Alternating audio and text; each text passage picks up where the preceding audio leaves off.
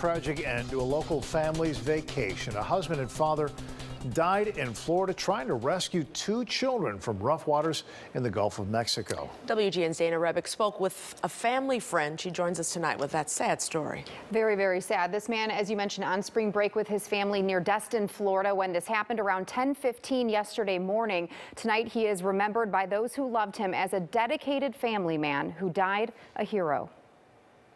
He was one in a million. Pete was your definition of just a best friend, always putting others in front of himself. And that is just what 42-year-old Pete Rosengren of Batavia did Sunday morning. On vacation with his family in Miramar Beach, Florida, Rosengren saw two children struggling in the ocean.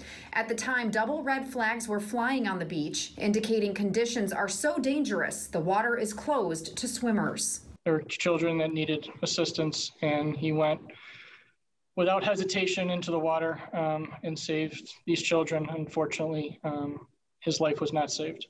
Walton County Fire Rescue responded, pulling all three from the Gulf. Rosengren, Vice President of Sales and Digital Content at the Daily Herald, was in critical condition and later died at the hospital. The two children survived.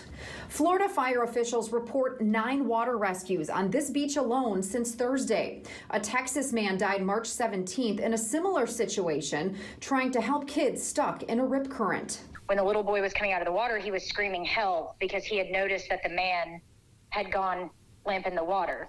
After hearing the latest news, Scott Stone, the president of the Daily Herald Media Group, said in a statement, Pete was always there for others, employees, peers, family, and friends. That was in his DNA. Pete had an oversized personality, quick wit, humor, and unique compassion for others. It's no surprise his final minute was spent helping others.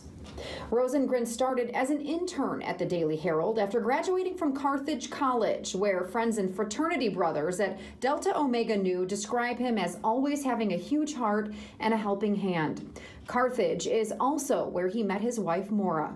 She was the love of his life, and his 3 boys meant the world to him, and was an avid coach, too, I will say. He loved getting on the baseball field with his sons. To the world, honestly, I mean, the world needs more Petes, putting others in front of themselves, and he's a true hero.